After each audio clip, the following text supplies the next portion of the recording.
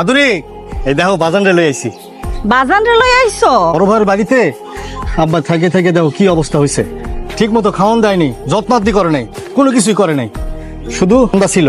এখন থেকে এখানে থাকবো আমার বাবা। ঠিক করছি না? খুব ভালো করছো, একদম ঠিক করছো। আব্বা তোমার আব্বা, আমার আব্বা না। আব্বার দেখভাল আমি করবো, তুমি কোনো চিন্তা কইরো না। ঠিকঠাক খাবার দাবার দিও। হইছে, এক কথা বারবার কইতে হইব না। আব্বা আপনি একটু বহেন, আপনার পোলার নিয়ে আমি 1 মিনিট কথা কই আইতিস। আরে কি হয়েছে? বাজারের কাছ থেকে এনে তুমি ডাকে লইয়া লেখেন।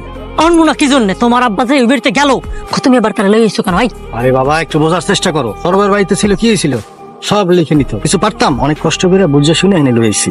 এইবার বাজানের যত্ন আদি, ভালোবাসা, দেখে শুনে খাওয়া দাওয়া সব কিছু বেশি বেশি করে করতে হইব।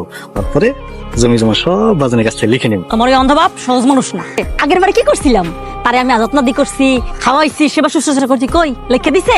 কিচ্ছু দেব না এবারও। কথায় আছে না, একবার না পারিলে দেখো শতবার।